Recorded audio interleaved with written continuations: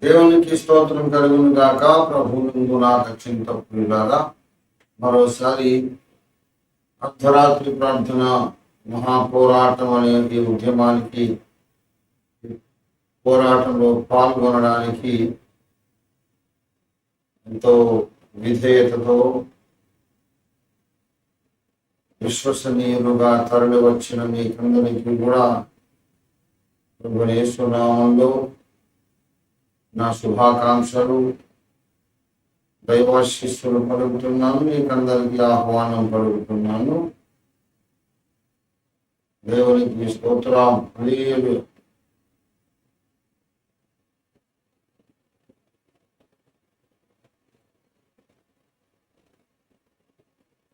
ఇవాళ కూడా ముందుగా వచ్చిన ప్రారంభ ప్రార్థనతో ఈ కార్యక్రమాన్ని మొదలు పెట్టుకుని వచ్చిన పాట పాడుకుని తర్వాత క్లుప్తంగా దేవుని వాక్యాన్ని మనం ధ్యానం చేసుకొని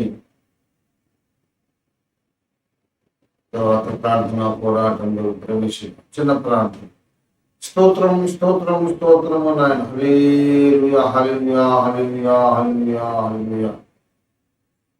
ప్రేమ కలిగిన మా మహాపరిశుద్ధ తండ్రి స్తోత్ర.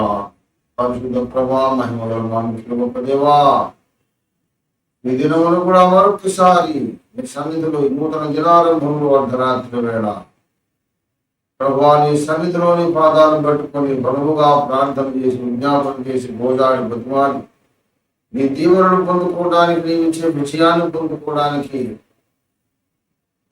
దేవా, నీ శత్రువు మా శత్రువుల అపవాదిని ఓడించడానికి ఈ దినమున మాకు మళ్ళీ శక్తిని, బలమును, పరిశుద్ధాత్మ నడిపింపును దాచేయండి. ఈ నూతన దినారంభంలో కూడా మరోసారి అద్భుతమైన విజ్ఞాపన చేయడం నాకు సహాయం చేయండి. నామములో స్తుతించి ప్రార్థిస్తున్నాము తండ్రి. ఆమేన్.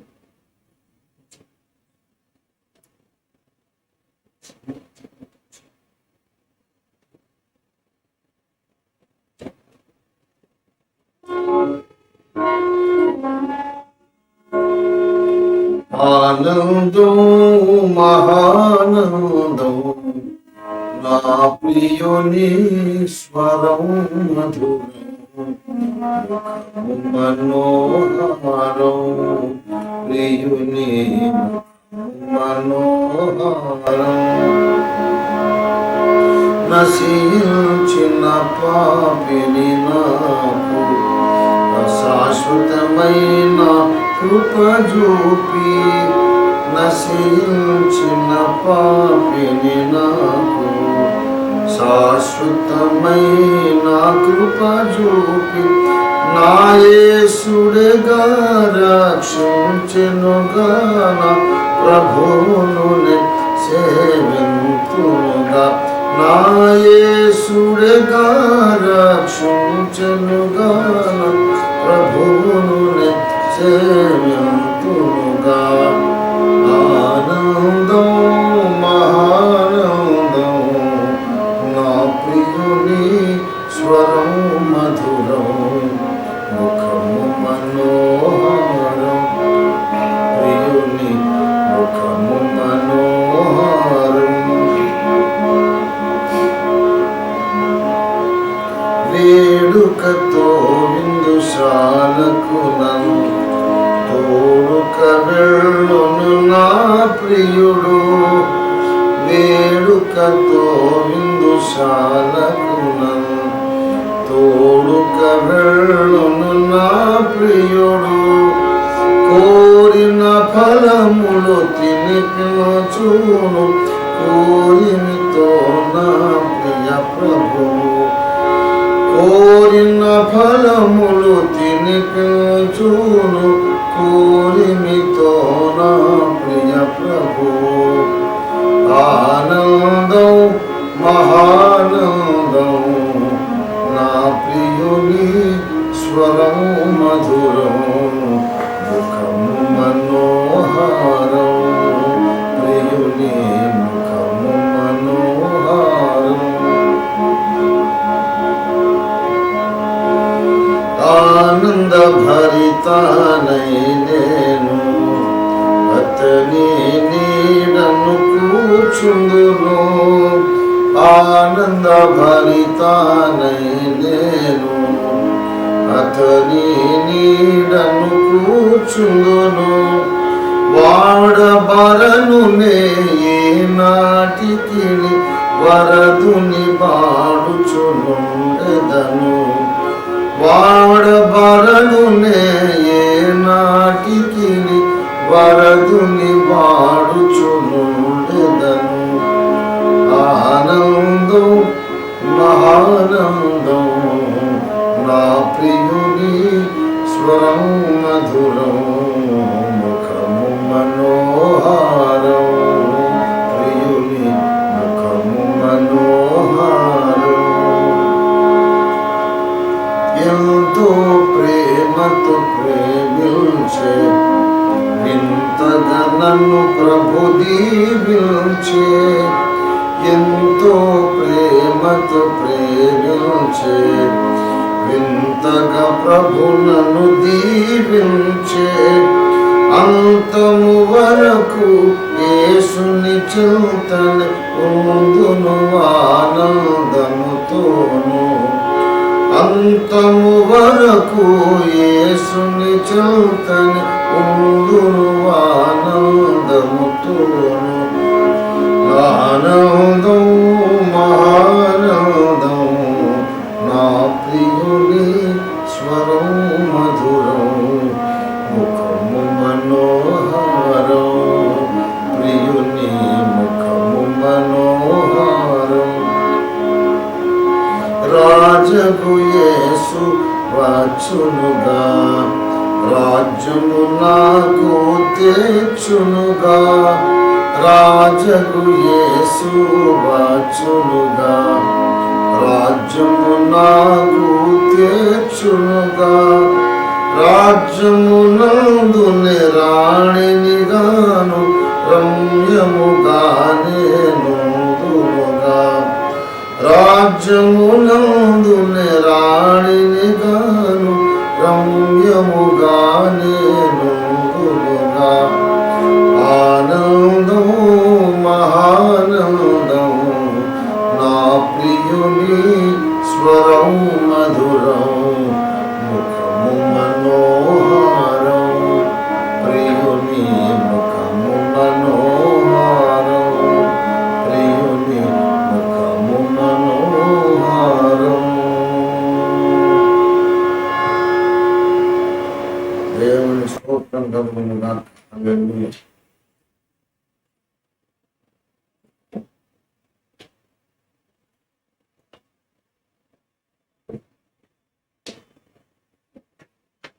కూడా నేను నా బాల్యంలో పసితనంలో వరంగల్ ఐపీసీ చర్చ్లో నేర్చుకున్నటువంటి ఒక చక్కటి ఆరాధనా గీతము. దేవుడు ఇంకో ఆ పాట పాడమని తెలియజేశాను. దేవుని స్తోత్రం. చాలా క్లుప్తంగా మీతో మళ్ళీ దేవుని వాక్యాన్ని పంచుకొని నేను నేరుగా ప్రార్థనా సమయాన్ని చేస్తాను. దేవునికి మహిమ కలిగిన వార్త. ఈ దినం మరోసారి మన ధ్యానము కొరకు మూల వాక్యముగా మనం ఎఫెసీ పత్రిక 6వ అధ్యాయము 12వ వచనాన్ని తీసుకున్నాం. దేవునికి స్తోత్రం. హల్లెలూయా. దేవునికి మహిమ కలుగునుగా.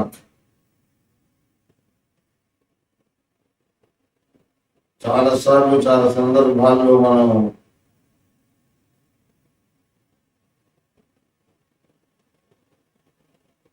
ఈ వచనాన్ని మనం తీసుకొని చాలా ప్రసంగాలు చేసుకున్నాం, విన్నాం, ధ్యానం చేశాం. ఇవాళ మరోసారి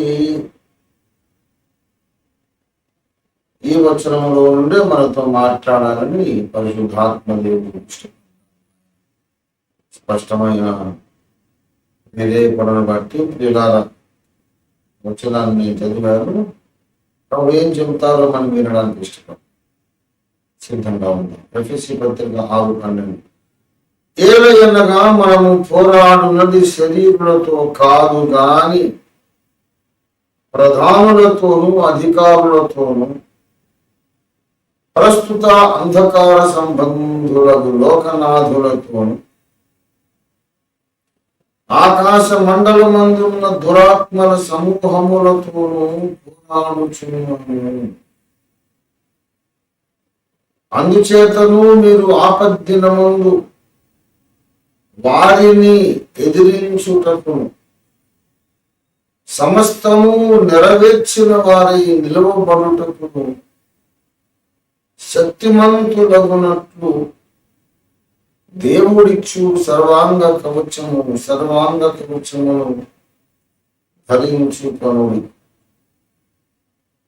చిన్న మాట ప్రార్థన చేసుకుందాం. ప్రేమ కలిగిన మా మహాపరిశుద్ధ తండ్రి,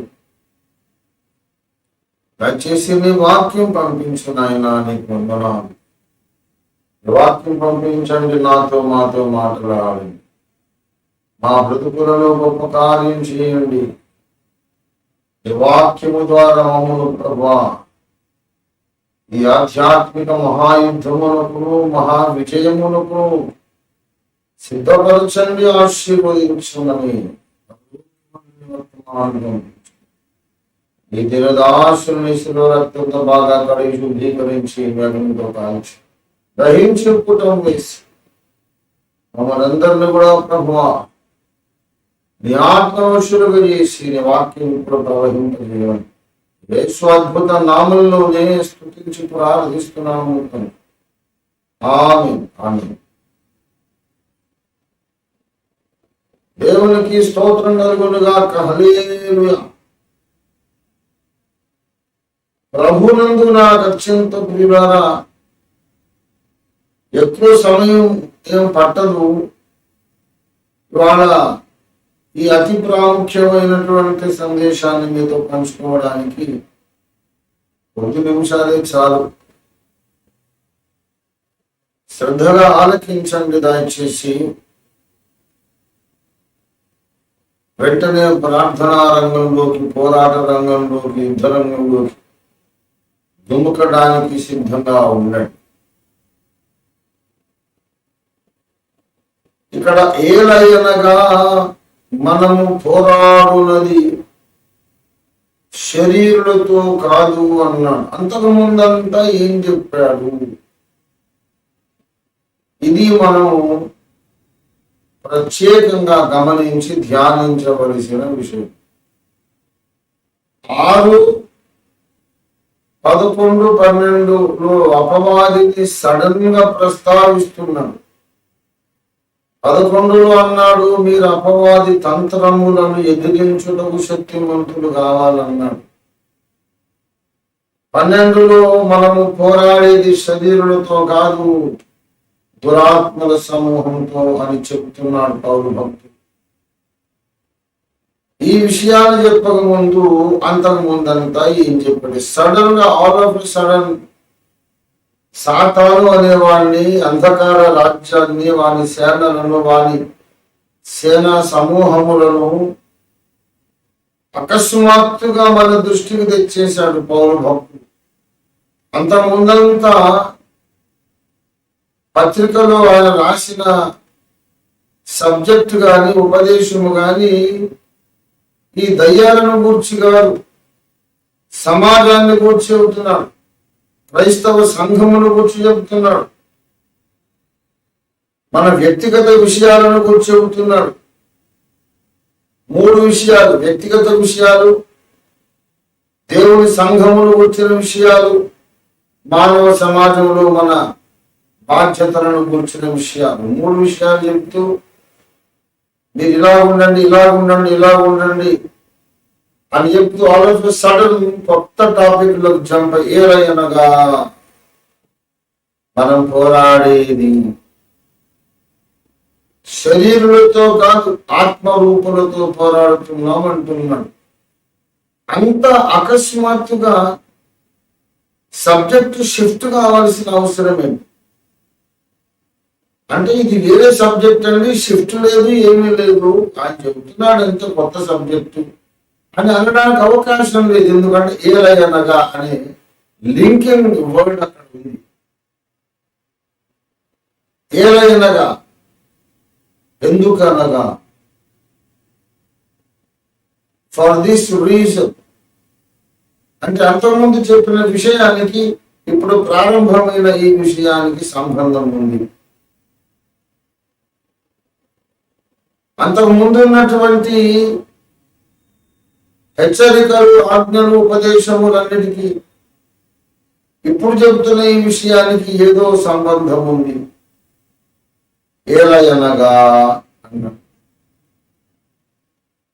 కనుక మనం ఆలోచన చేద్దాం, ధ్యానము చేద్దాం, ప్రత్యక్షత పొందుదాం. ఇక దేవుని బిడ్డలారా, అంతకుముందంతా ఏమేం చెప్పాడో కొంచెం మీకు జ్ఞాపకాన్ని తీసుకొస్తాను, చూడండి.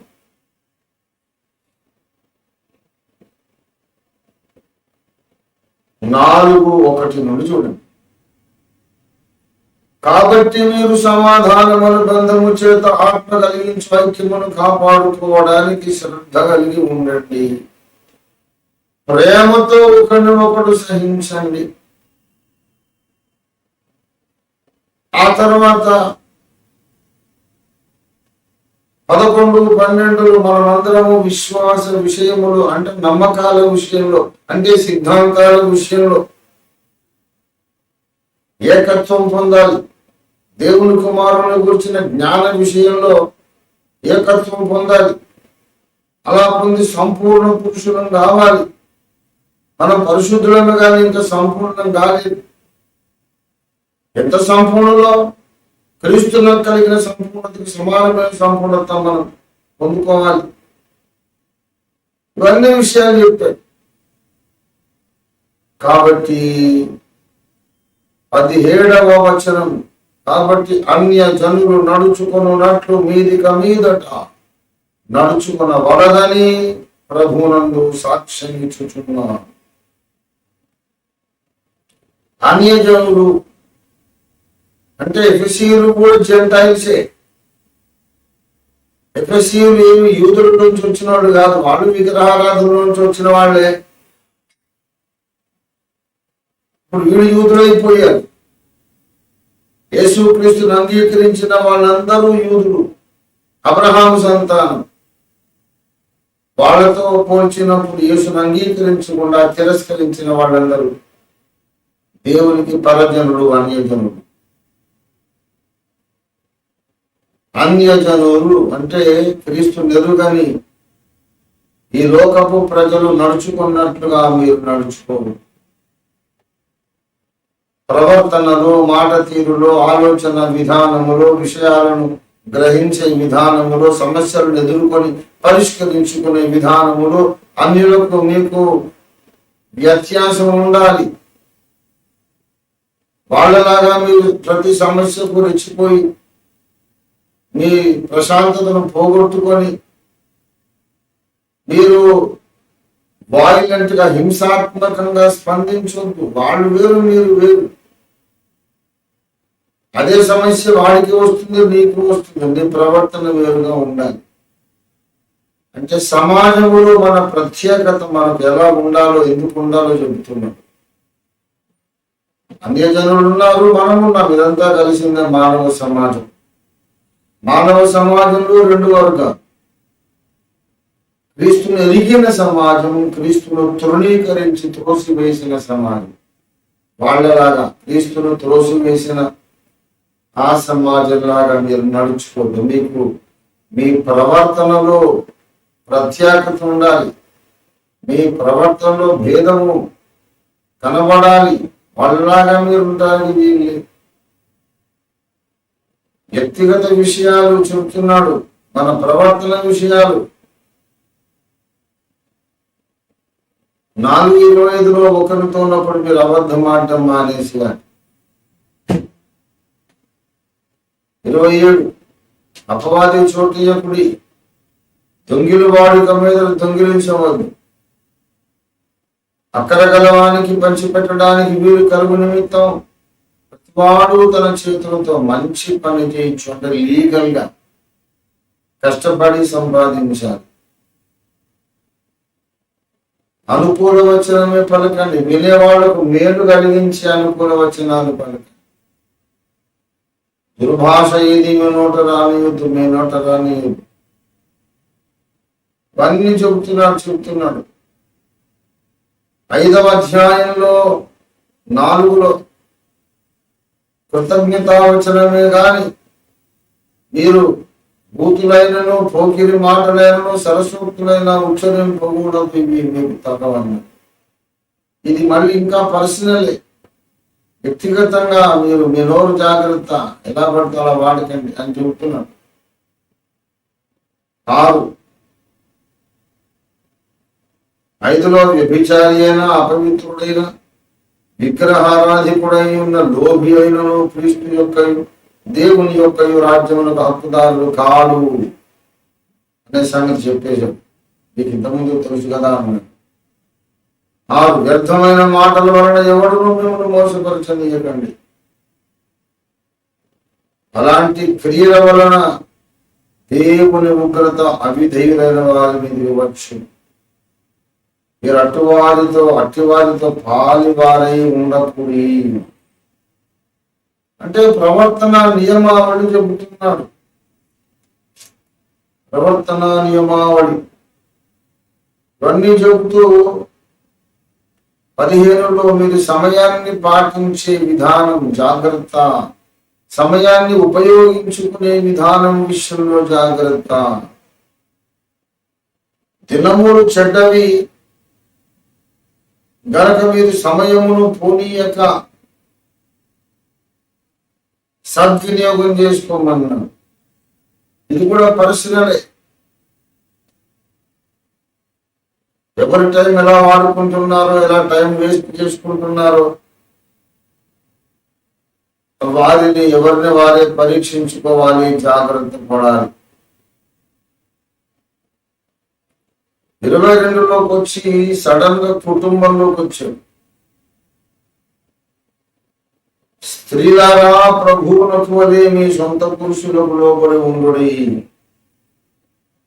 క్రీస్తు సంఘమునకు శిరస్సయున్నలాగున పురుషుడు భార్యకు శిరస్సయున్నాడు. క్రీస్తే శరీరమునకు రక్షకుడై ఉన్నాడు. భార్యలు కూడా ప్రతి విషయంలోనూ తమ పురుషులకు లోబడాలి. పురుషులారా మీరును మీ భార్యలను ప్రేమించుడి. స్త్రీలారా ప్రభువుకు లోబడ్డట్టు మీ సొంత పురుషులకు లోబడండి. పురుషులారా మీరు కూడా మీ భార్యలను ప్రేమించండి. కుటుంబ వ్యవస్థను గురించి మాట్లాడుతున్నాం. తర్వాత ఈ పెళ్ళైన వాళ్ళకి పిల్లలు పుడతారు, వాళ్ళ పెంపకం విషయం మాట్లాడుతున్నాం. పిల్లలారా మీరు మీ తల్లిదండ్రులకు లోబడి ఉండండి. 4లో తండ్రులారా మీ పిల్లలను ప్రభు యొక్క శిక్షలోను ప్రభు యొక్క బోధలోను వారిని పెంచండి. పిల్లల్ని కన్నవారు తల్లిదండ్రులు జాగ్రత్తగా పెంచాలి. వాళ్ళు కూడా అమ్మా నాన్నకు లోబడి పెరగాలి. ఇరుపక్షాల బాధ్యత. ఫ్యామిలీ సెటప్ లోపలికి వచ్చేసి తర్వాత మేనేజ్మెంటల్ ఇష్యూస్. రక్షణ పొందిన వాళ్ళు ఎవరైనా దేవుడు ఆశీర్వదించి బాగా ధనవంతులైతే వాళ్ళు ఇండస్ట్రియలిస్ట్ కావచ్చు, పెద్ద పెద్ద కంపెనీస్, బిజినెస్ ఫార్మ్స్ స్థాపించవచ్చు. లేదా రక్షణ పొందిన వాళ్ళే కొంచెం మధ్యతరగతి వాళ్ళు, పేదవాళ్ళు అయితే ఏదో ఒక కంపెనీలో జాబ్ చూసుకోవచ్చు, ఏదో ఒక సంస్థలో, ఒక పరిశ్రమలో ఉద్యోగం చూసుకోవచ్చు. దాసులారా రక్షణ పొందినటువంటి దాసులైతే, అంటే ఎంప్లాయీస్, మీరు రక్షణ పొందిన వాళ్ళైతే మీ యజమానులకు మీరు భయముతో వణుకుతూ లోబడి విధేయులై ఉండండి. క్రీస్తుకు లోబడ్డట్టు యేసు క్రీస్తు ప్రభువే వచ్చి మీ మేనేజర్ అయితే ఎలా లోబడి నమ్మకంగా పనిచేస్తారో క్రిస్టియన్ ఎంప్లాయీస్ అలా లోబడి పనిచేయాలి. దేవుని ఎరుగని ఎంప్లాయీస్ ఉంటారు, రక్షణ లేని ఎంప్లాయీస్ ఉంటారు. వాళ్ళు ఊరికనే హాజరు పనికి పంచి కొట్టేసి అటెండెన్స్ వేయించుకొని సీట్ మీదకి వెళ్ళి కూర్చుంటారు. ఇక పని చేయదు, ఏం చేయదు. చాలా మంది పక్క వాటి పిచ్చాపాటి మాట్లాడడం మొదలు పెడతారు. ఆ ఏంటి సంగతులు గురువు అంటాడు. ఈ మధ్య ఏంటి ఢిల్లీలో ఏం జరుగుతుందో తెలుసా, మన ఊళ్ళో ఏం జరిగిందో తెలుసా, ఇంతకు మన మేనేజర్ గారి ఇంట్లో ఏం జరిగిందో తెలుసా, అన్ని మాటలు మాట్లాడి ఏదో ఒక గంట పని చేస్తాడు ఊరికే. ఒక గంట చేస్తే ఎక్కువ, 2 గంటలు చేస్తే మహా ఎక్కువ.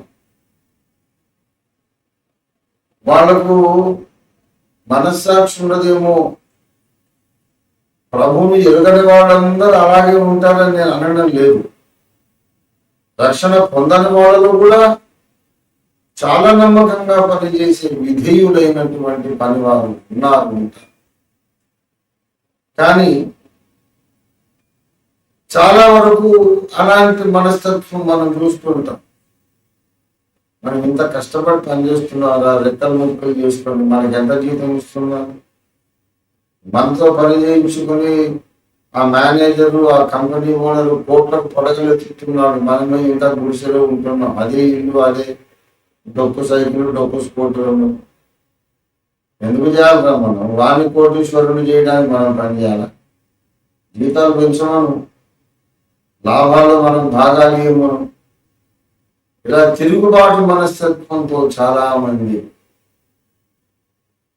తమకు అప్పచెప్పబడిన విధులకు నమ్మకంగా వారు ఉండకుండా, నమ్మకంగా పని చేయకుండా వాళ్ళు పని దొంగలుగా తయారైపోతున్నారు.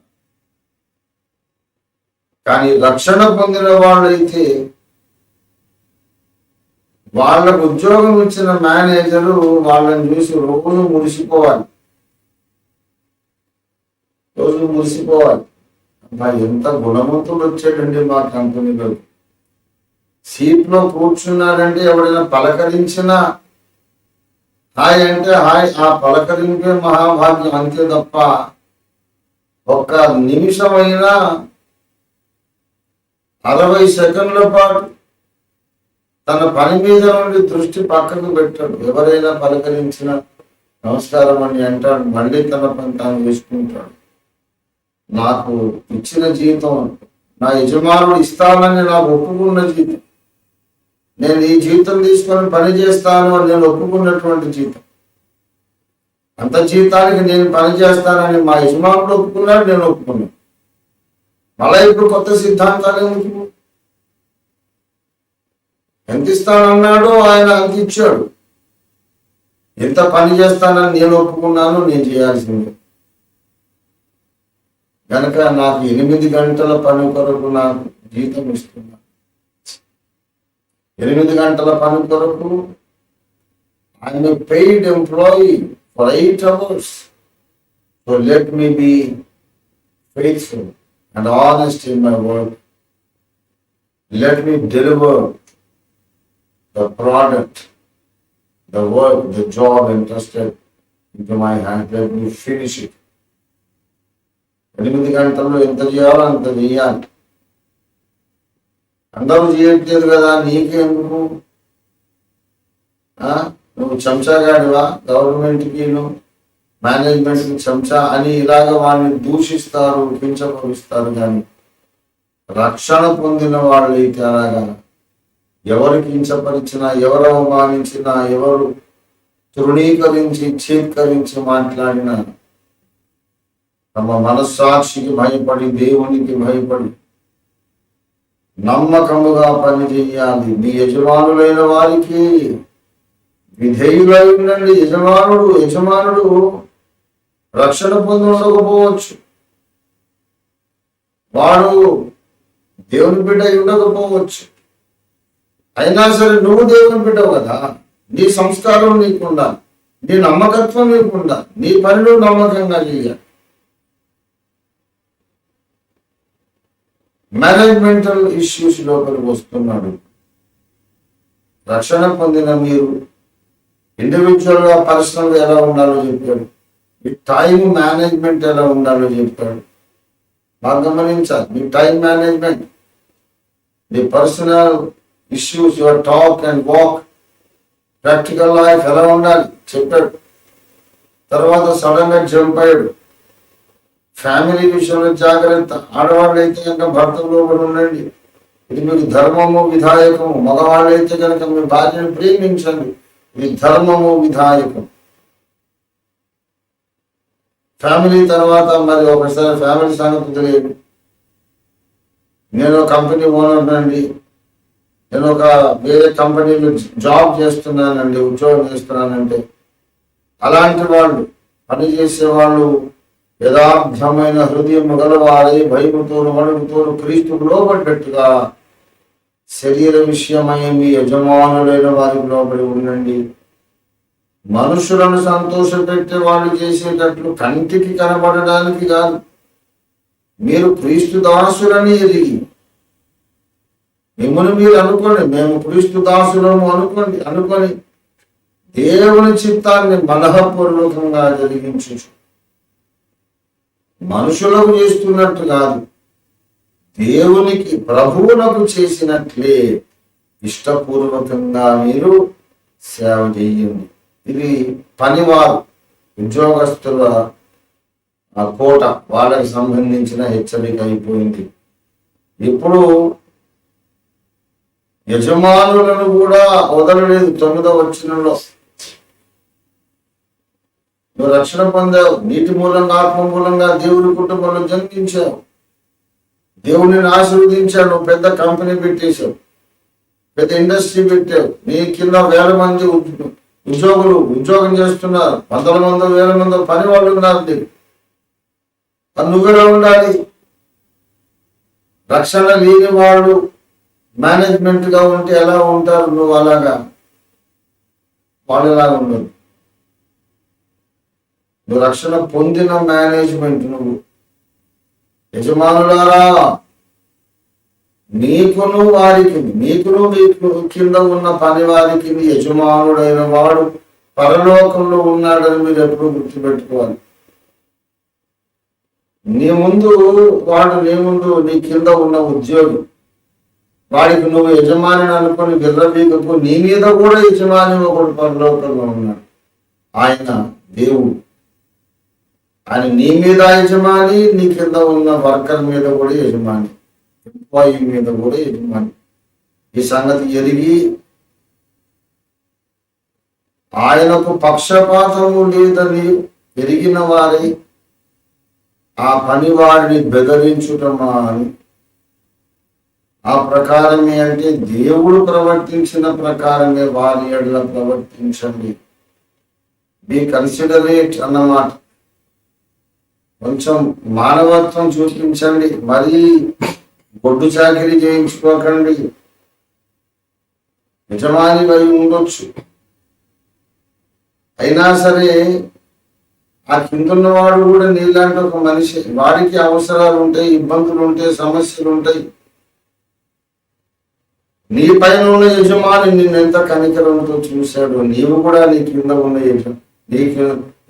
ఉన్న ఉద్యోగస్తుల్ని, నీ సబార్డినేట్ ని అంత కనికరంతో చూడాలి.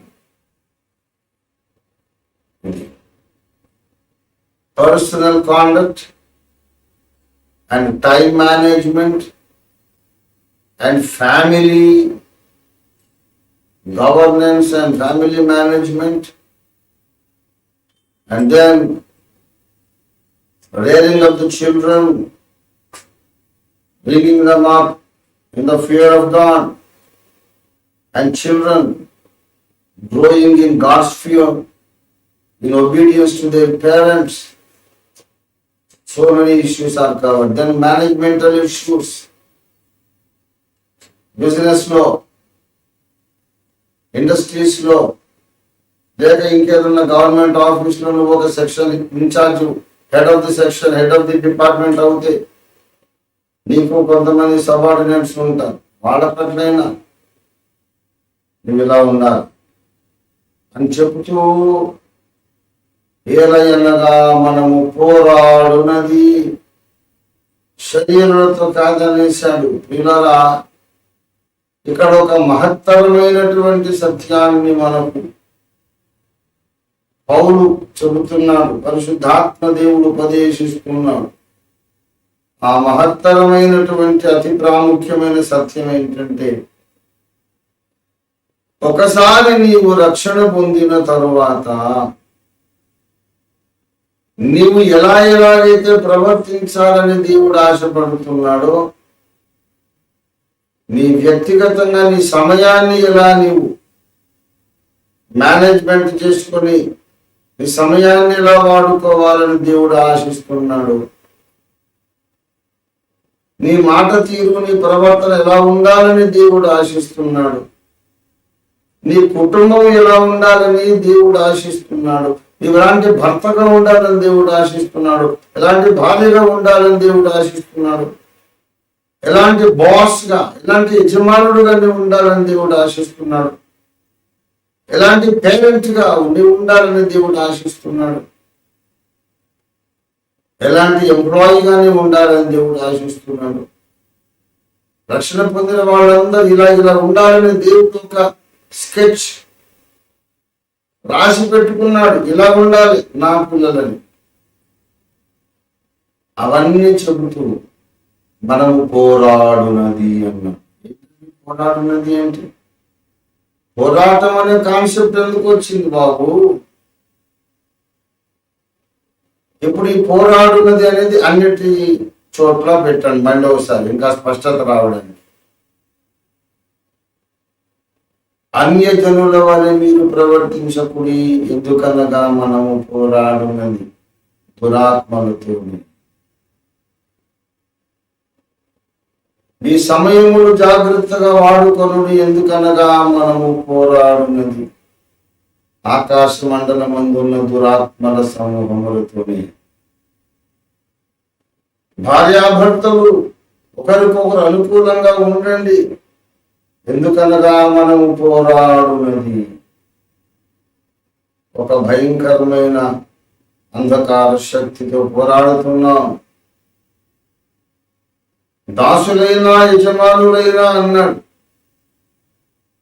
అక్కడ చూడండి 8వ వచనం 6-8 దాసుడైనను స్వతంత్రుడైనను మీరు ప్రతివాడును ఏ సత్కార్యము చేయునో దాని ఫలము ప్రభు వలన పొందునని మీరెరుగుదురు. దాసులైనా యజమానులైనా మంచిగా ప్రవర్తించండి. ఉద్యోగులైతే మంచి ఉద్యోగులుగా ఉండండి, యజమానులైతే మంచి యజమానులుగా ఉండండి. ఏలైనగా మనము పోరాడును అంటే ఇంతవరకు చెప్పిన అన్ని రంగాలలో అన్ని ఏరియాస్లో మనము పోరాటాన్ని ఎదుర్కొంటున్నాము అని అర్థం.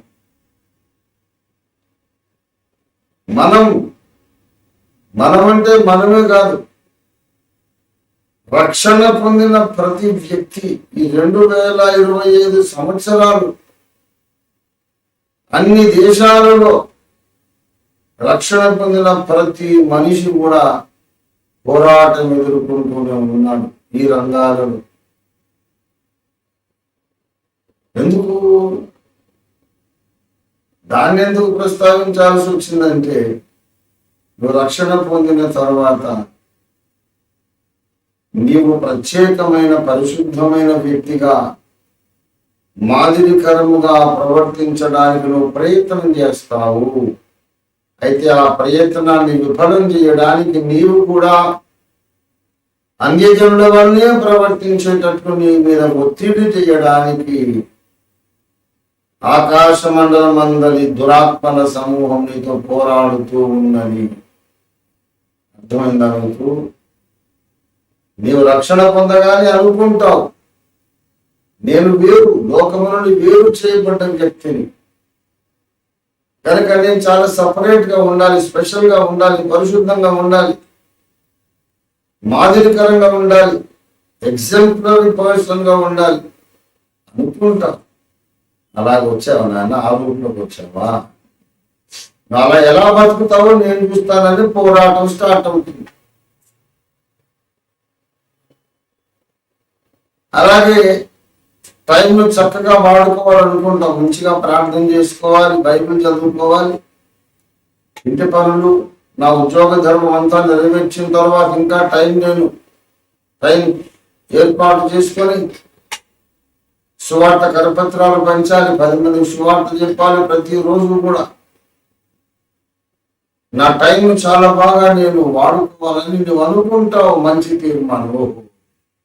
నువ్వు టైంను బాగా వాడుకుంటావు బాబు. నీ టైం అంతా బర్బాద్ ఎట్లా చేయాలో నేను చూస్తాను. టైం అంతా గడిచిపోవాలి, దినాలు గడిచిపోవాలి, ఏళ్ళు గడిచిపోవాలి, నువ్వు అనుకున్న పని జరగకుండా ఉండాలి. రోజు బైబిల్ చదువుతావు. I will see to it that you will not read the Bible every day. मेरा जिम्मेदारी है, ఇది నా బాధ్యత. ఇంకా నాకు రెండో పని ఉంది, ఇదే కదా చెడగొట్టుకున్నా కదా అంటాడు సైతాన్. మంచి బాబు, మంచి అబ్బాయి వచ్చాడండి, బుద్ధిమంతుడు బాబు, బుద్ధిమంతురాలు, బైబిల్ చదువుతారంటారు, వీళ్ళు ఎలా చదువుతారో నేను చూస్తాను అని పోరాటం స్టార్ట్ అవుతుంది. టైం మేనేజ్మెంట్, నువ్వు చక్కగా టైం మేనేజ్మెంట్ చేసుకోవడము, సమయాన్ని సరిగ్గా సమయ పాలన చేయడము ఈ దురాత్మలకు, చీకటి శక్తులకు ఇష్టం లేదు. Every Christian is facing this fierce battle in managing his or her time. పెళ్ళవుతుంది. పెళ్లి రోజు ఎంత అద్భుతమైన ప్రసంగాలండి, ఎంత అద్భుతమైన ప్రసంగాలు. స్త్రీలారా ప్రభువుకు లోబడ్డట్టుగా మీ పురుషులకు లోబడి, పతియే ప్రత్యక్ష దైవం. పురుషులారా ప్రభు సంఘమును ఎలా ప్రేమించాడు అలాగా మీ భార్యను ప్రేమించాడు, మీ సొంత శరీరం వలె ప్రేమించాడు. ఇక ఆ ప్రసంగం అంతా మనము ఊహించుకుంటే, అలాగనే భర్త అలాగనే భార్య ఉంటే మన కళ్ళ ముందు పరలోకమే కనపడుతుందని, ఒక చిన్న స్వర్గమే అది. పాపం ఆ అబ్బాయి అమ్మాయి అలాగేనండి అలాగేనండి అని లోపల అనుకుంటారు. తెలిసి పాపం ముందుంది ముసలు పట్టండి.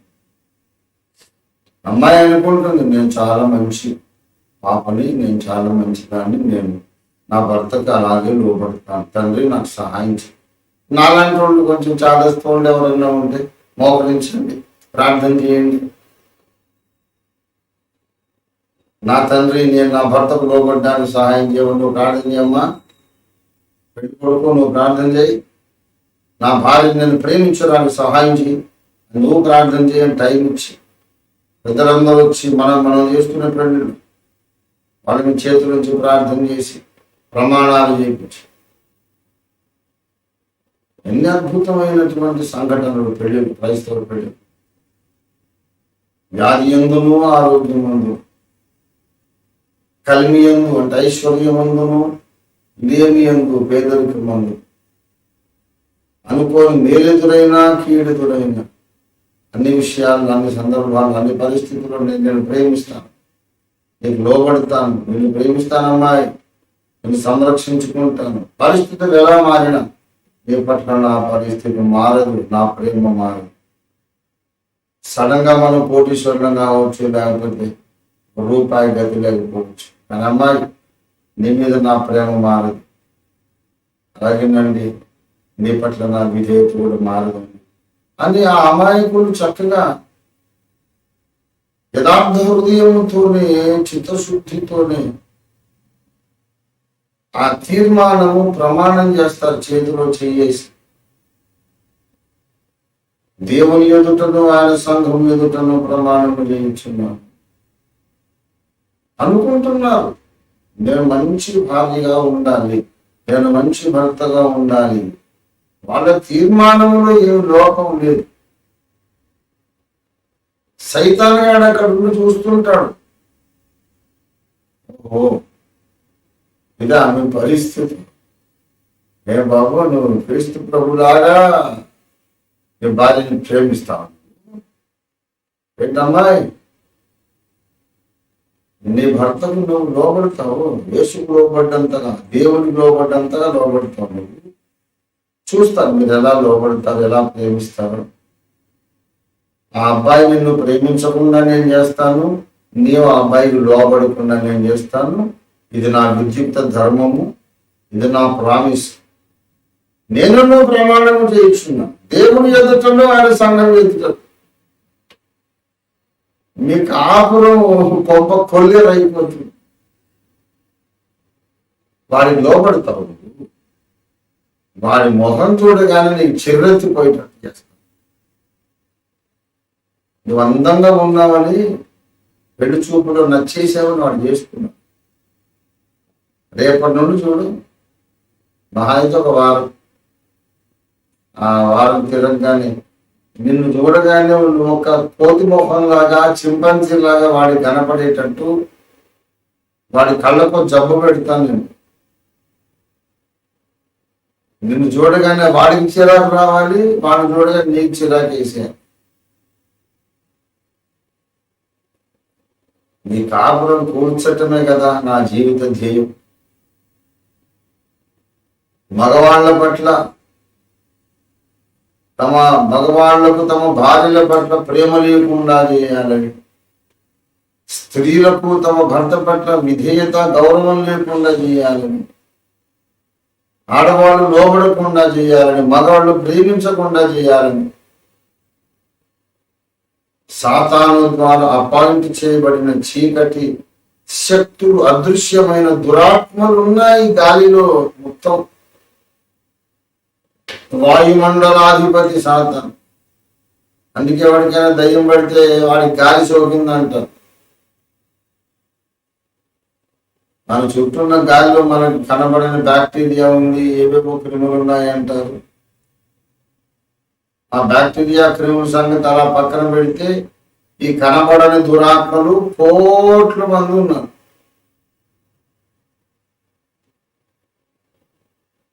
పెళ్ళయింది, నేను చక్కగా కాపురం చేసుకుంటాను అనగానే వాడు వస్తాడు. నిన్ను నీ కాపురం మొత్తం సర్వనాశనం అయ్యేటట్టు నేను చేస్తానని వాడు వస్తాడు. మనము పోరాడినది ఎప్పుడైతే భార్యాభర్తల మధ్యలో గొడవలు వచ్చినాయో, అక్కడ భర్త భార్యతో పోరాడడం లేదు, భార్య భర్తతో పోరాడడం లేదు, వీళ్ళిద్దరితో సాతాను పోరాడుతున్నారు.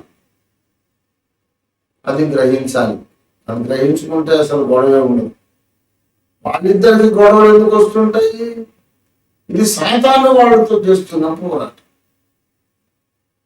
ముందు ఇష్టపడే చేసుకున్నారుగా, మన గొడవలు ఎందుకు వస్తాయి అంటే భార్య భర్తలు అన్నాక ఆ మాత్రం గొడవలు రాకపోవండి అంటారు. ఎందుకు రావాలి గొడవలు? ఇలాగా భార్యాభర్తలు కలిసి ఉండకుండా చేయడానికి సాతాను కరడు కట్టిన ద్వేషముతో వాడు పనిచేస్తున్నాడు, వాడి సైన్యాలు పనిచేస్తున్నాడు. ఎప్పుడైతే నీ సమయం పాడైపోతుందో నువ్వు గ్రహించాలి. నీ సమయాన్ని సరైన విధంగా నువ్వు వాడుకోలేకపోతున్నావంటే అది సాతాను నీతో చేస్తున్న పోరాటం. నీ కుటుంబంలో నువ్వు సరైన భార్యగా, మంచి భర్తగా ఉండలేకపోతున్నావంటే అది సాతాను నీతో చేస్తున్న పోరాటం. నీ పిల్లల్ని నువ్వు సరిగా పెంచలేకపోతున్నావంటే అది సాతాను నీతో చేస్తున్న పోరాటం. పిల్లలు తమ తల్లిదండ్రులకు లోబడడం లేదంటే అది సాతాను ఆ పిల్లలతో చేస్తున్న పోరాటం, పిల్లల్ని ఓడిస్తున్నది. పిల్లలు అనుకుంటారు మా అమ్మ మా నాన్న నన్ను చాలా ప్రేమిస్తారు, నేను వాళ్ళకు లోబడి మంచి బాలుడు మంచి బాలిక అని పేరు తెచ్చుకోవాలని అనుకుంటాం. కానీ కొద్ది నెలల్లోనే వీళ్ళు తల్లిదండ్రుల మీద తిరగబడేటట్టుగా సాతాను చేస్తారు. ఇవన్నీ జరగడం లేదు సమాజంలో. మన టైం మేనేజ్మెంట్ సరిగ్గా జరగడం లేదు. మంచి యజమానులుగా ఉండలేకపోతున్నారు మనుషులు. మంచి ఎంప్లాయీస్ గా, మంచి ఉద్యోగులుగా ఉండలేకపోతున్నారు, మంచి భర్తలుగా ఉండలేకపోతున్నారు, మంచి భార్యలుగా ఉండలేకపోతున్నారు. ఎందుకనగా మనము పోరాడుచున్నాం. ఎందుకనగా ఇది సాతానుతో మనకు కలిగిన యుద్ధం. ఎందుకు మనం వాక్యంలో చెప్పబడిన ప్రకారం జీవించలేకపోతున్నాం? అలా జీవించకుండా చేయడానికి, వాక్య ప్రకారం మనం ప్రవర్తించకుండా చేయటానికి సాతాను మనతో పోరాడుతున్నాడు. అది విషయం. అనగా నీ జీవితంలో ప్రతి ఏరియాలో ఆల్రెడీ నీవు సాతానుతో పోరాటం చేస్తూ ఉన్నావు. నీ లైఫ్ ప్రతి ఏరియాలో, నువ్వు పనిచేసే నీ ఉద్యోగ స్థలంలో, వర్క్ ప్లేస్ లో, నీ ఆఫీస్లో, నీ కుటుంబంలో, నీ పిల్లలతో నువ్వు చేసే వ్యవహారం, వాళ్ళని పెంచే విధానంలో, భార్యాభర్తల మధ్యలో ఉన్నటువంటి సంబంధాల విషయంలో ఆల్రెడీ దుష్టుడు అక్కడ ఉన్నాడు, యుద్ధం చేస్తున్నాడు. దేవుడు ఆశించిన ప్రకారం మీరు ప్రవర్తించలేకపోతున్నారు. చాలా విశ్వ ప్రయత్నం చేస్తున్నారు, కానీ మంచి భర్తగా ఉండలేకపోతున్నారు. విశ్వ ప్రయత్నం చేస్తున్నారు, మంచి భర్తగా మంచి భార్యగా ఉండలేకపోతున్నారు. ఎందుకంటే ఇది సాతాను పోరాటం. ప్రతి అడుగడుగున మనకు కనిపించని శక్తులు మనతో పోరాడుతూ ఉన్నాయి. మనకు ఎలా తెలుసు అంటే, ఎలా తెలుస్తుందండి? ఏమి నిరూపణ, ఏమి రుజువు? అడుగడుగున మనకు పోరాటం ఉన్నది అని, మనం ఓడిపోతున్నామని ఎలా తెలుసు అంటే, ఎలా తెలుస్తుంది ఏమిటి? దేవుడు ఈ మార్గం, ఈ బాట నడవమన్నాడు, నువ్వు నడుస్తానని తీర్మానం చేసావు, దేవుడికి ఒప్పందం చేసావు, ప్రతిజ్ఞ చేసావు, ప్రమాణం చేసావు, ప్రార్థన చేసావు, ప్రయత్నం చేసావు, కానీ నీ వల్ల కావట్లేదు. అర్థం కావట్లేదా? దేవుడు ఈ మార్గం నడవమన్నాడు, ఇలా చేయరా, ఇలా చేయడం ఇలా బ్రతుకమని చెప్పాడు. నువ్వు అలాగే నాన్న పరమ తండ్రి, పరలోక తండ్రి, నువ్వు చెప్పినట్టే నేను బ్రతుకుతానని నువ్వు ఆయనకు మాటిచ్చావు. నువ్వు చిత్తశుద్ధితో చాలా ప్రయత్నం చేసి ఆయన నువ్వు విఫలమైపోతున్నావు. అర్థం కావట్లా. ఇంకో శక్తితో ఇంటర్ఫియర్ అయింది, జోక్యం చేసుకుంది బలమైన అంధకార శక్తి. ప్రతి క్రైస్తవ జీవితంలో యుద్ధమే జరుగుతూ ఉంది. నీవు నీళ్లలో మునిగి బయటకు వచ్చింది మొదలుకొని, నీటి మూలంగా, ఆత్మ మూలంగా నీవు జన్మించింది మొదలుకొని యుద్ధమే యుద్ధం జరుగుతుంది. I tell you, the devil called Lucifer, Satan, the old dragon, that old serpent, is very active in the life of every Christian believer and in the day-to-day experience of every Christian family. The devil is very active. Very active. We have to see how actively he is working. అందుకే కుటుంబాలు కూలిపోతున్నాయి. మనం ప్రార్థన చేద్దాం. కుటుంబాలు కూల్చడానికి సాతాను ప్రయత్నిస్తున్నాడు కనుక సాతాను ప్రయత్నాలు భగ్నము కావాలని మనం ప్రార్థన చేద్దాం. కుటుంబాలు కూల్చే సాతాను సేనలతో మనం ఇవాళ ప్రార్థనలో పోరాడి వాటిని భగ్నము చేద్దాం. వాటి ప్రయత్నాలు భంగం చేద్దాం. ఆ చీకటి శక్తులను బంధించి వేద్దాం. క్రైస్తవ జీవితంలో ఏ పని కూడా మనం అనుకున్నట్టు జరగకుండా పోవడానికి కారణమవుతున్న చీకటి శక్తులను యేసు నామములో బంధించి వేద్దాం. మన లైఫ్ లో ప్రతి రంగంలో వాడి ఇంటర్ఫీరెన్స్ ఉన్నది. మనం బిజినెస్ చేస్తున్నాం, మన బిజినెస్ కు రావద్దని మార్కెట్ అంతా ఆటంకపరిచేవాడు సైతాను, వాడి సేనలు. నువ్వు ఒక ల్యాండ్ అమ్ముతున్నావు, బయర్స్ వస్తున్నారు, సమర్థులు, కోటీశ్వరులు, కొనగలిగిన వాడి 5 నిమిషాల్లో అయిపోతుంది అగ్రిమెంట్. వాడికి ఏదో పురుగు లోపల దూరుతుంది. రేపు వస్తాను సార్ అని అంటాడు. సరే రేపు రండి. ఏమంటాం? పెద్ద మనిషి కోటీశ్వరుని పీక పట్టుకొని ఇప్పుడు రాయమంటామా? డబ్బులు ఇప్పుడు అంటామా? అంతా ఓకేనండి, పేపర్స్ ఓకే, అంతా ఓకే, నేను కొనేది ఖాయం, నువ్వు అమ్మేది ఖాయం, రేపు కూడుకుందాం అంటాడు. వాడు వెళ్ళేటప్పుడు వాడికి యాక్సిడెంట్ అవుతుంది. లేకపోతే నీకు యాక్సిడెంట్ అవుతుంది. రేపు వస్తాడంటాడు. వాడు ఈ లోపల వాడి నాన్నలో చచ్చిపోతుంది. 11 రోజుల వరకు ఏం డీల్ చేయొద్దంట. 11 రోజులు అయ్యాక స్నానం చేసి వద్దాం అనుకునేటప్పటికి ఇంకో 2 రోజులు అమావాస్య ఉందంటాడు. అమావాస్య ముందు ఏం చేయొద్దు సార్ అంటాడు. సరే అమావాస్య తెల్లారి ఇప్పుడు మనం మీ నాన్నమ్మ చచ్చిపోతుంది. మీ నాన్న మీద మా నాన్న మీద శని చుట్టుకుంటుంది సార్. మనకు కొన్ని మంచి చెడ్డ ఉన్నాయి, అన్ని చూసుకొని చేయాలి. ఇలాగ ఏళ్ళు గడిచిపోతే సిల్లీ రీజన్స్, అసలు ఏమీ కారణాలే కావాలి, వెరీ సిల్లీ రీజన్స్. బాబు అవసరం ఉండి వాడు 1000 కోట్ల ఆస్తిని నీకు 500 కోట్లకు అమ్ముకుంటున్నాడు. దాన్ని వాయిదా వేయడం ఏమన్నా తెలివైన పనేనా? ఈ డీల్ అంటూ జరిగితే వాడు గట్టెక్కుతాడు, నీవు కూడా డబల్ లాభం సంపాదించుకుంటావు కదా. ఎందుకు బద్దకిస్తున్నావు? ఇప్పుడు వద్దులే అని ఎందుకు వచ్చిందా పాడు తలంపు? ఆన్ ద స్పాట్ సంతకాలు పెట్టేసి డబ్బులు ఇచ్చేసేస్తే, చిన్న టోకన్ అడ్వాన్స్ అన్నా ఇస్తే ఆ డీల్ జరిగిపోతుంది కదా. రేపు నీకు ఒకవేళ యాక్సిడెంట్ జరిగినా ఆ డబ్బులైనా నీకు పనికి వస్తాయి కదా. అంటే ఎట్లా అనుకోలేదండి. ఏదో మా గురువు గారు చెప్పారు మంచి రోజు కాదు అంటే. ఏదిరా మంచి రోజు? డబ్బులు వచ్చిందా మంచి రోజు, కానీ డబ్బులు రాని మంచి రోజు ఎలాగవుతుంది? ఎన్నో మూఢనమ్మకాలు, ఎన్నెన్నో నియమ నిబంధనలు దాంతో జరగవు. ఇదంతా ఏంటనుకుంటున్నారు? ల్యాండ్ అమ్ముతున్న నీవు దేవుని బిడ్డవు కనుక నీ చేతికి కోట్ల రూపాయలు ఇస్తే ఆ కోట్లలో ఎన్ని తింటావు? మహా తింటే 2-3 కోట్లు తింటావు. మిగతా కోట్లన్నీ సువార్త కొరకు ఖర్చు పెడతావు. లక్షల మందికి, కోట్ల మందికి నువ్వు సువార్త ప్రకటింపజేస్తావు.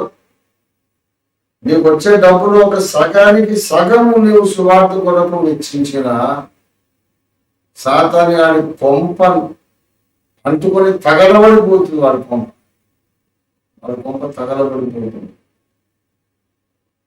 వాడికి భయం. అందుకని డిలే చేస్తా ఉంటాడు. వ్యాపారం చేసే క్రైస్తవ సోదరులారా, మీ వ్యాపార ప్రయత్నాలు అనుకున్నట్లు నెరవేరకపోవడానికి కారణం సాతాను. మనం పోరాడుతున్నాము. క్రైస్తవులు ఎన్ని ప్రయత్నాలు చేసినా ఇంకా ఏదో ఆటంకం అవుతుంది.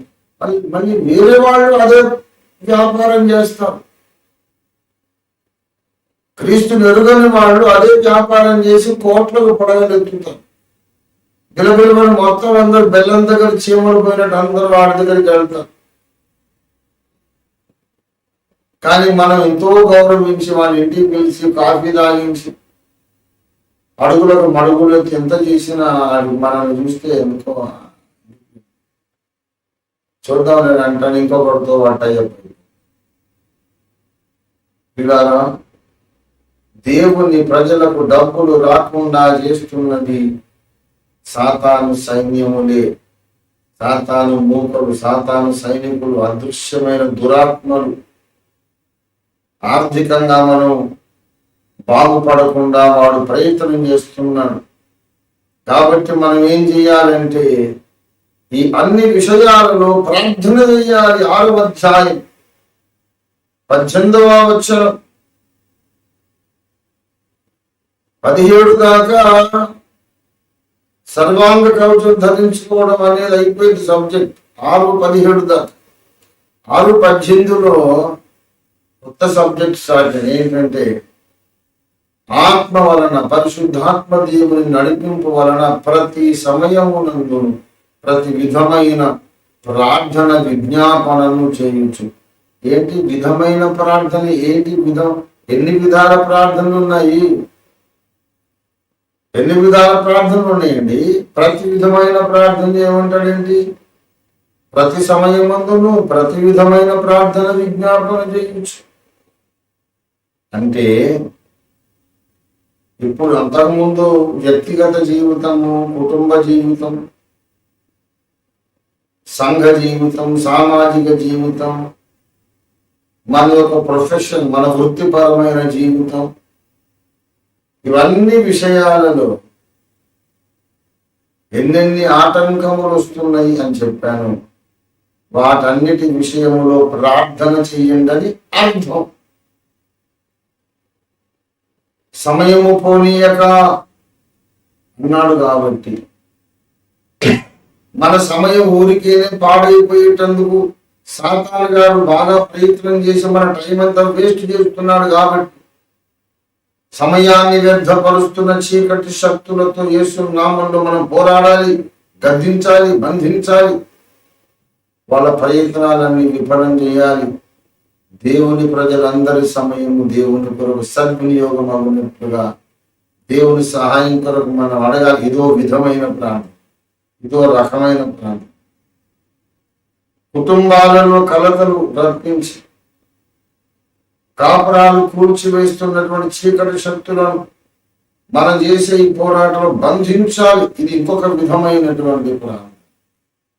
వృత్తిపరంగా మనకు ఆటంకాలు కలిగించే చీకటి శక్తులను మనం బంధించాలి. ఇది ఇంకో రకమైన ప్రార్థన, ప్రతి విధమైన ప్రార్థన. ప్రతి రంగంలో మనం ఎలా ఉండాలో దేవుడు చెప్పాడు. ప్రతి రంగంలో దేవుడు చెప్పినట్టు నువ్వు ఉండకుండా చేయటానికి సైతాను తన సైన్యాలను నీ మీద ప్రయోగించాడు. ప్రతి రంగములోనూ సాతాను ప్రయత్నాలను బంధించటానికి మనం ప్రార్థన చేయాలి. ఇక అంతకన్నా మనకు వేరే దారి లేదు, వేరే పరిష్కారం లేదు. ఇవాళ టైం అంతా గడిచిపోతుంది. జరగవలసిన పని ఇంకా చాలా మిగిలిపోయింది. రకరకాలుగా సాతాను తన అదుపులో ఉన్నోళ్ళని రెచ్చగొట్టి మన టైం అంతా పాడు చేస్తున్నాడు. మనం చేయాల్సిన పని చేయకుండా మురిగే కుక్కలకు జవాబులు ఇస్తూ ఉండటానికి మన టైం అంతా పాడు చేయడానికి సైతాన్ని కోరుకున్నాడు. మనం ప్రార్థన చేద్దాం. మా సమయాన్ని వ్యర్థం చేయడానికి సాతాను వాడుకుంటున్న మనుషులను కూడా నాశనం చేసే తండ్రిని అడుగుదాం. వాడు ఎవడన్నా బుద్ధిమంతుడైతే, రక్షణ పొందిన వాడైతే, దేవునికి ప్రతిష్ఠితుడైతే 4 ఆత్మలు పట్టుకోవడానికి ప్రయత్నం చేయాలి. ఇంకో సేవకుడి మీద దుమ్మెత్తిపోయడం, రాలేయటం అది ఒక విశ్వాసి చేసే పని కాదు. కయ్యనులు చేసే పని, కోరకులు చేసే పని. వాడి మీద దయా దాక్షిణ్యం అక్కర్లేదు. మనం దేవుని ఖడ్గాన్ని రప్పించేద్దాం. సాతాను యొక్క సైనికుడు కనిపించని వాళ్ళు ఉన్నారు, కనిపించే వాళ్ళు కూడా సంఘంలో ప్రవేశించి ఉన్నారు. వాళ్ళందరి మీదికి దేవుని కోపాగ్నిని వాళ్ళ రప్పి జరుగుతున్న ప్రతి ఆటంకం నీకు నాకు దుష్టుడైన సాతానుతో జరుగుతున్న పోరాటమే. మనకు పోరాటం సంభవించింది, సాతానుతో పోరాటం సంభవించింది. ఆ పోరాట ఫలితమే, దుష్టుడు కల్పించిన ఆటంకాల ఫలితమే మనకు డబ్బులు రాకపోవడం. మరొక వైపు సత్య సంబంధమైన సేవకులకు అంకితమైన వాళ్ళందరికీ ఏదో ఒక దెబ్బ తగులుతూ ఉంది. రోడ్ యాక్సిడెంట్స్ అవుతున్నాయి. దైవజనులు, వాళ్ళ కుటుంబ సభ్యులు ఆర్థికంగా ఇబ్బందుల్లో కూరుకుపోయి హాస్పిటల్ పాలైపోయి రోడ్ యాక్సిడెంట్స్ ద్వారా హాస్పిటల్ పాలైపోయి అసలు పని చేయలేని పరిస్థితిలో ఉండిపోతున్నాను. ఇది సాతాను యొక్క దాడి. ఇలా మన మీద దాడి చేస్తున్న సాతాను మీద మనం ప్రార్థన ద్వారా దాడి చేయాలి, వాడిని బంధించాలి, వాని కార్యాలని నాశనం చేయాలి. రండి ప్రియా దేవుని బిడ్డలారా, ఇది యుద్ధ సమయం. This the time for war. No more theological discussions. This is the time to attack the enemy on every level. కుటుంబ స్థాయిలో మన మీద దాడి చేస్తున్న సాతాను మీద మనం దాడి చేద్దాం. మన ఆర్థిక పరిస్థితుల విషయంలో మన మీద దాడి చేస్తున్న సాతాను మీద మనము దాడి చేద్దాం. హోరాహోరీ పోరాడదాం. మన పరిశుద్ధత విషయంలో, మన మాదిరి జీవితం విషయంలో, మన కుటుంబాలను మనం దేవుని కొరకు కట్టుకొని పెంచుకునే విషయంలో, మనము మన కుటుంబాలు దేవునికి దూరమై పాడైపోవాలని సాతాను చేస్తున్నటువంటి ప్రయత్నాలను మనము బంధించి తరిమి కొడదాం. సాతాను మీదికి దేవాగ్నిని, దేవుని కోపాగ్నిని రప్పి సాతాను వాడు భయపడి పారిపోవాలి. వాడు భయపడాలంటే వాడి తంత్రాలను మీరు గుర్తుపట్టాలి. అందుకే వాడి తంత్రములను మనం ఎదిరించాలంటాడు. ఎఫెసీ 6:11 మీరు అపవాది తంత్రములను ఎదిరించుటకు శక్తివంతులు కావాలంటాడు. ఇవన్నీ సాతాను తంత్రాలు. కుటుంబాల విషయంలో, సంఘాల విషయంలో, మీ ఉద్యోగాల విషయంలో, మీ వ్యాపార విషయంలో, ధన సంపాదన కొరకు మీరు చేసే మంచి ప్రయత్నాల విషయంలో సాతాను తంత్రగొట్టుగా ఉండి అన్ని పాడు చేస్తున్నాడు. వాడి దగ్గర ఎన్ని తంత్రాలైనా ఉండని, మంత్రాలైనా ఉండని, తంత్రములు కానీ మంత్రాలు కానీ, ప్రార్థన అనే అగ్నిని మనం ఇవాళ రిలీజ్ చేద్దాం. సైతాను శక్తులు, వాడి తంత్రాలు మంత్రాలు అన్ని కాల్చివేయబడి భస్మమైపోవాలి. వాళ్ళు పట్టుదలతో ప్రార్థన చేద్దాం. అరగంట ఎక్కువ ప్రార్థన చేద్దాం. ఏక మనసుతో ప్రార్థన చేద్దాం. రోషంతో ప్రార్థన చేద్దాం. పట్టుదలతో ప్రార్థన చేద్దాం. విషయం చాలా serious, deadly serious matter. Time ఎక్కువ లేదు. మనం మేల్కొనాలి.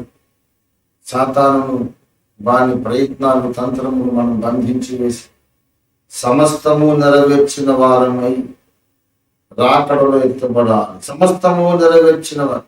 13 అందుచేత మీరు ఆపత్తిన మందు వారిని ఎదిరించుటప్పుడు సమస్తము నెరవేర్చిన వారే నిలవబడుటకు. ఎక్కడ నిలబడాలంటే క్రీస్తు న్యాయపీఠం మీద నిలబడాలి. అన్ని నెరవేర్చిన వారే నిలబడాలి. అంటే సమస్తము నెరవేర్చిన వారుగా నిన్ను చూడాలని దేవుడు ఆశిస్తున్నాడు. ఏది నెరవేర్చలేకపోయిన వాడిగా నిన్ను చేయాలని సాతాను ప్రయత్నిస్తున్నాడు. ఇది అసలైనటువంటి సినారియో. సమస్తము నెరవేర్చిన వాడిగా, నిలబెట్టిన స్త్రీగా నిన్ను న్యాయపీఠం ముందు చూడాలని దేవుడు ఆశిస్తున్నాడు. ఏది నెరవేర్చలేకపోయినా విఫలునిగా, ఓడిపోయిన స్త్రీగా నిన్ను దేవుని ముందుకు పంపించాలని, న్యాయపీఠం ముందుకు నువ్వు వెళ్ళేలాగా చేయాలని, విఫల జీవిగా, భగ్న జీవిగా, ఓడిపోయిన వాడిగా, ఓడిపోయిన దానిగా నువ్వు వెళ్ళాలని సైతాను ప్రయత్నం చేస్తున్నాడు. కాబట్టి ప్రతి విషయములోనూ ప్రార్థన చేయాలి. అంశముల వారిగా ప్రార్థన చేయండి. బోల్డ్ అనే ప్రార్థన అంశాలు దొరుకుతాయి. మన అగాపే ఆమోస్ అనకాపల్లి దైవజనుడు, మన అభిషిక్త సేవకుడు, కసింకోటలో సేవ చేస్తున్నటువంటి అగాపే ఆమోస్ కొడుకు స్వర్ణాకర్ నిన్నటి దినాన ఘోరమైనటువంటి రోడ్ యాక్సిడెంట్ గురైనాడు. ఇప్పుడు తెల్లారితే ఆ బాబుకు ఆపరేషన్ చేస్తారు, సర్జరీ చేస్తారు, ప్రార్థన. మొన్ననే పాస్టర్ అరవింద్ వాళ్ళ అమ్మగారికి భయంకరమైనటువంటి యాక్సిడెంట్. పాపం ఆమె ఏ బండి నడిపించదు, ఆమె ఆటోలో పెడుతుంటే ఆటో తిరగబడి 4-5 బండిని కొట్టి అమ్మగారికి మల్టిపుల్ ఫ్రాక్చర్స్ అయింది. 4-5 లక్షలు ఖర్చు అయింది. ఎవరికి సహాయం చేయలేని పరిస్థితి. అందరి చేతులు కాళ్ళు కట్టేసి అందరినీ కొడుతున్నాడు దుష్టుడైన సైతాన్. ప్రతి ఇంట్లో ఏదో ఒక అనారోగ్యము, ఏదో ఒక సమస్య. అందరికీ డబ్బులు కావాలి, ఇచ్చే పరిస్థితి ఎవరికి లేదు. ఎవరుకుంటున్నారు ఇదంతా? మంత్రాల ద్వారా ఆ నీచు కమీనే కుత్తేగాళ్ళు ఉన్నారే, మంత్రాల ద్వారా మన మీద దాడి చేస్తున్నారు. సత్య సంబంధులు అందరినీ ఒక్కసారి 10 మందిని కొట్టి ఎవరికి సహాయం చేయకుండా చేస్తున్నారు. గమనించండి, గుర్తించండి సాతాను తంత్రాలను.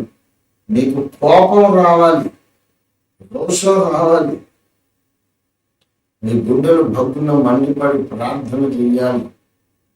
దేవుడు దిగొస్తాడు, రోషాగ్నితో దిగొస్తాడు. అంతే. అప్పుడు మనం సమస్తము నెరవేర్చిన వారుగా ఈ భూమి మీద నిలబడగలుగుతాం. న్యాయపీఠం ముందు కూడా నిలబడగలుగుతాం. మన శత్రువు యొక్క కార్యాలను గుర్తుపట్టండి. కోపావేశముతో ప్రార్థన కొరకు పూనుకోండి. ఇది పరిశుద్ధాత్మ దేవుని స్వరము, పరిశుద్ధాత్మ దేవుని ఇస్తున్న పిలుపు, ఆయన ఉపదేశము, ఆయన ఆదేశము. రండి ప్రియమిత్రులారా, సమయం పోనీయకుండా మనం వెంటనే ప్రార్థనలోకి వెళ్ళిపోతాం. This is the time to start the battle. Attack attack attack Satan and his armies, attack them in the name of Jesus. యేసునామములో శత్రు బలమంతటి మీద నీకు అధికారం, మనకు అధికారం దేవుడిచ్చు. అధికారాన్ని చేపట్టండి, ఉపయోగించండి. 2వ ఆకాశానికి ఎగరండి. పక్షిరాజుల దిక్కలు చాచి పైకి ఎగరండి. 2వ ఆకాశానికి వెళ్ళి అక్కడ దాడి, యుద్ధం మొదలు పెట్టండి. మన పరిస్థితులు ఇవాళ మారిపోవాలి. తెల్లారేసరికి మన పరిస్థితులు మారిపోయి ఉన్నాయి. దేవుడు అద్భుత కార్యాలు ప్రతి ఒక్కరి జీవితంలో, ప్రతి లెవెల్లో, ప్రతి రంగంలో, ప్రతి ఏరియాలో దేవుడు చేయబోతున్నాడు. ఇప్పటిదాకా ఏదైతే మనం దేవుని ఆజ్ఞ ప్రకారం చేయలేకపోయాము, అవన్నీ ఇప్పుడు దేవుని ఆజ్ఞ ప్రకారం చేయగలిగే స్థితి దేవుడు మనకి ఇవ్వబోతున్నాడు. ఈ వాగ్దానం స్వతంత్రించుకుందాం. మనకున్న ఏకైక ఆయుధము, పోరాటము ప్రార్థన మాత్రమే. ప్రార్థనతోనే ఎదుర్కొంటాం. ఏ మంత్రాలైనా, ఏ తంత్రాలైనా. మనకి ఇంకేమి దేవుడు మనకు నేర్పించలేదు. బైబిల్ మనకి ఇంకా వేరే మంత్రాలు, తంత్రాలు ఏమి ఇవ్వలే. యేసయ్య నామాన్ని మనం స్మరించడం, యేసు నామంలో దాడి చేయడం, ప్రార్థన చేయడం. మనం పలకాలి, నోరు తెరిచి. దేవుడు నువ్వు పలికిన మాట రూఢిపరుస్తాడు. నువ్వు పలుకుట ద్వారా సైతాను శక్తులను బంధించు. నువ్వు పలుకుట ద్వారా సాతాను బంధించిన వాటిని విడిపించు. నీవు పలుకుట ద్వారా మన కుటుంబాల్లోనికి, మన సంఘాల్లోనికి, మన సంస్థలోనికి ఆర్థిక ఆశీర్వాదాలను విడుదల చేయి. నీవు పలుకుట ద్వారా సత్య సంబంధులందరి కుటుంబ సభ్యులకు క్షేమమైన ప్రయాణాలు కలిగించు.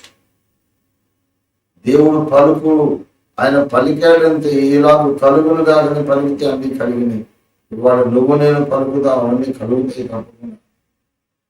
This is the time to pray, my dear brothers and sisters. Come on, this is the time.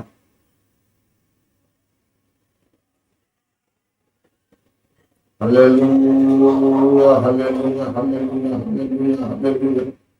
యేసయ్యాని స్తోత్రం, స్తోత్రం, స్తోత్రం, స్తోత్రం, స్తోత్రం, స్తోత్రం. ప్రేరేపణ కలిగిన వారు, భారం కలిగిన వారు హ్యాండ్ రైజ్ చేయండి. స్తుతి, స్తుతి, స్తుతి, స్తుతి, స్తుతి. హల్లెలూయా, హల్లెలూయా.